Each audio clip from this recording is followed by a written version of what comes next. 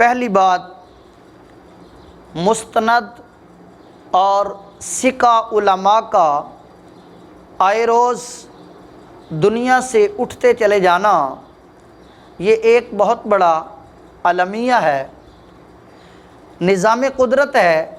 اس کے سامنے کسی کو اعتراض کرنے کی یا اس کے فیصلے پر دل میں تنگی محسوس کرنے کا تو سوال ہی پیدا نہیں ہوتا۔ اللہ کی رضا پر ہر کوئی راضی ہے۔ ان دنوں میں حضرت شیخ الحدیث علامہ عبدالرزاق بتھرالوی رحمۃ اللہ تعالی علیہ ان کا انتقال ہوا۔ عظیم صوفی بزرگ پیر سید محمد کبیر علی شاہ صاحب آستانہ علیہ چورا شریف ان کا انتقال ہوا، اور کل مناظر اسلام شیخ الحدیث مناظر ابن مناظر علامہ مولانا محمد عبد التواب صدیقی اچھروی رحمۃ اللہ علیہ آپ کا انتقال ہوا۔ تو یہ اہل سنت کے لیے ایک بہت بڑا نقصان ہے۔ اللہ تبارک و تعالیٰ اس خلا کو پر فرمائے۔ جب مسلسل علماء اٹھتے چلے جائیں تو یہ اللہ تبارک و تعالیٰ کی طرف سے ایک بندوں کے لیے علم کو قبض کرنے کا ذریعہ بھی ہے۔ حضرت سیدنا عبداللہ بن عمر بن عاص رضی اللہ تعالیٰ عنہ فرماتے ہیں، بخاری اور مسلم کی متفق علیہ حدیث مبارکہ ہے، ان اللہ لا یقبض العلم انتزاعا الا بقبض العلماء۔ فرمایا اللہ لوگوں سے علم نہیں چھینے گا، بلکہ مستند کہنہ مشق ثقہ علماء کو اللہ اٹھا لے گا، اور ان کی وجہ سے علم خود بخود اٹھتا چلا جائے گا۔ جب علماء دنیا سے چلے جائیں گے تو پھر کیا ہوگا؟ فرمایا اذا لم یبقی عالما، جب اللہ کسی عالم کو باقی نہیں رکھے گا، لوگ کیا کریں گے؟ اتخذ الناس جہالا رؤوسا، لوگ جاہلوں کو اپنا امام اور اپنے فیصلے کرنے کے معاملات ان کے سپرد کریں گے۔ وہ کیا ہوں گے؟ فَسُئِلُوا، ان سے سوالات پوچھے جائیں گے، فَأَفْتُوا بِغَيْرِ عِلْمٍ، وہ بغیر علم کے لوگوں کو فتوے دیں گے، فَدَلُّوا وَأَدَلُّوا، وہ خود بھی گمراہ ہوں گے اور دوسروں کو بھی اپنی جہالت کی وجہ سے گمراہ کریں گے۔ آج ایک مسئلہ خطا کا کہ حضرت سیدہ طیبہ طاہرہ، حضرت سیدہ خاتون جنت سیدہ فاطمہ الزہرا رضی اللہ تعالی عنہا کہ آپ نے حضور علیہ الصلاۃ والسلام کے ظاہری وصال کے بعد باغ فدق کا مطالبہ کیا، تو اجتہادی خطا کا لفظ پیر میر علی شاہ صاحب رحمۃ اللہ علیہ نے ان کے لیے لکھا، تو علامہ محمد اشرف آصف جلالی صاحب نے یہ لفظ استعمال کیا، تو اب اس پر لوگ کفر کے ان کو واجب القتل ہونے کے فتوے جاری کر رہے ہیں۔ اب سوال پیدا ہوتا ہے کہ باغ فدق وہ مطالبہ اماں جی نے کیا ہے، لیکن مال کی دو قسمیں ہیں، ایک ہے مال غنیمت اور دوسرا ہے مال فے۔ مال غنیمت وہ مال ہوتا ہے جو مسلمان کافروں کے ساتھ جنگ کریں اور جنگ کے بعد مسلمانوں کو اللہ فتح عطا کرے، کافروں کا وہ مال جو مسلمانوں کے قبضے میں آئے جنگ کے بعد، اس کو مال غنیمت کہا جاتا ہے۔ اس کا مصرف قرآن نے بیان کر دیا، وَاعْلَمُوا أَنَّمَا غَنِمْتُم مِّن شَيْءٍ فَأَنَّ لِلَّهِ خُمُسَهُ وَلِلرَّسُولِ وَلِذِي الْقُرْبَى وَالْيَتَامَى وَالْمَسَاكِينِ وَابْنِ السَّبِيلِ۔ 10ویں پارے کی پہلی آیت مبارکہ میں مال غنیمت کے مصرف کو قرآن نے بیان کیا ہے۔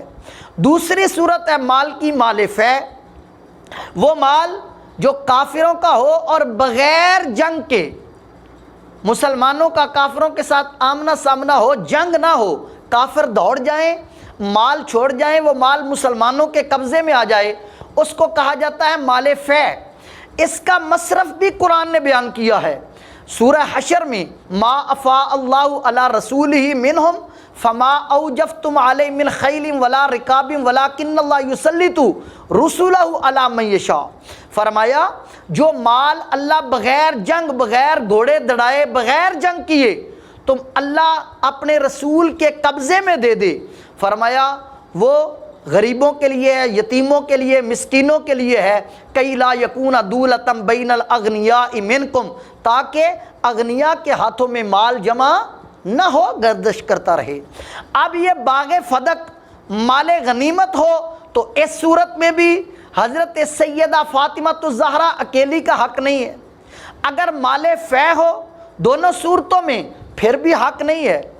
اگر یہ ترکہ ہے، جب حضرت سیدہ فاطمہ الزہرا رضی اللہ تعالی عنہا نے مطالبہ کیا تو حضرت سیدنا ابو بکر صدیق نے آگے سے حدیث بیان کی کہ حضور علیہ الصلوۃ والسلام نے فرمایا ہے نحن معاشر الانبیاء لا نورث ما ترکنا فهو صدقۃ، فرمایا ہم انبیاء کا گروہ اپنے مال و دولت کا کسی کو وارث نہیں بناتے، وہ تو ترکہ کی بجائے صدقہ بن جاتا ہے۔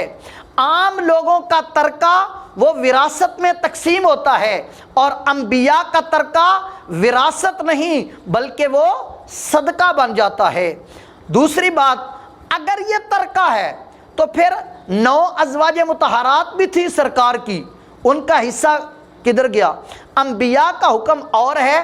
ایک قرآن سے مثال عرض کرتا ہوں، میری اور آپ کی اگر وفات یا شہادت ہو جائے کسی کی تو اس کی بیوی عدت کے بعد آگے نکاح کرنے کی مجاز ہے، لیکن نبی کی بیوی کے حکم میں ولا ان تنکحوا ازواجہ من بعدہ ابدا، قیامت تک نبی کی بیوی اب سرکار کی زوجیت میں جو آ گئی ہیں ان کا آگے نکاح قیامت تک نہیں ہو سکتا۔ پتہ چلا نبی کا حکم اور ہے، امتی کا حکم اور ہے۔ اسی طرح نبی کی وراثت کا حکم اور ہے اور عام امتی غیر نبی کی وراثت کا حکم اور ہے۔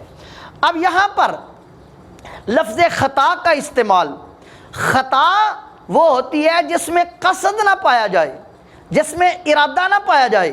قرآن فرماتا ہے ومن قتل مؤمنا، فرمایا جو کسی مومن کو، مومن کے لائق نہیں ہے کہ وہ کسی کو قتل کرے الا خطأ، مگر غلطی کے ساتھ۔ جب اگر خطا کے ساتھ قتل ہو جائے، اب خطا کیا ہے؟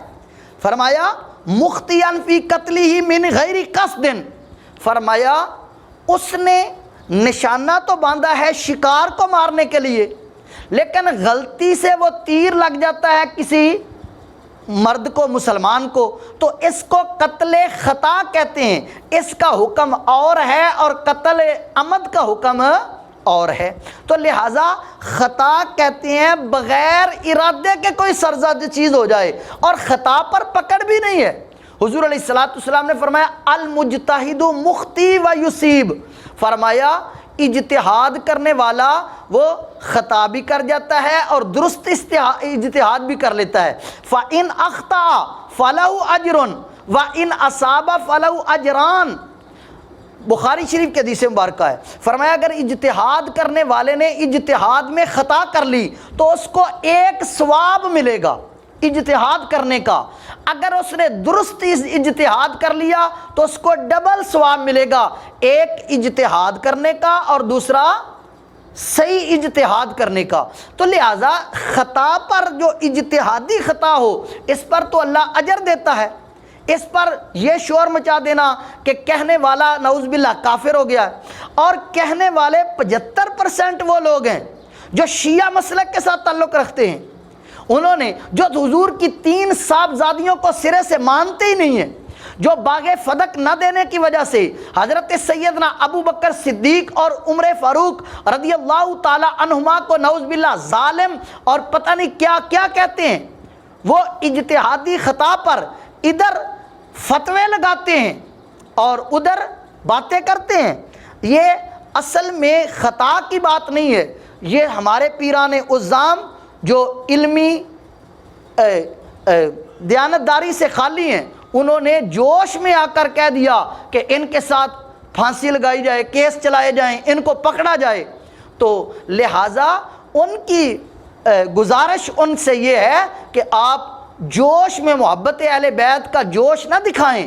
अहले सुन्नत से बढ़कर, मुस्तनद उलमा से बढ़कर कोई भी सहाबा और अहले बैत अतहार से मोहब्बत करने वाला कोई नहीं है।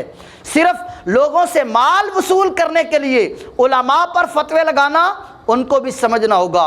और शिया का इस ज़िमन में जो सिरे से ही उनको तीन बेटियों को नहीं मानते, सहाबा पर तकफीर के फतवे लगाते हैं, उनका एक लफ्ज़ की आड़ में ये कहना कि हम जनाब जी फांसी का मुतालबा करते हैं, उनके साथ जनाब जी सज़ा का मुतालबा करते हैं, ये अमल उनका दुरुस्त नहीं है।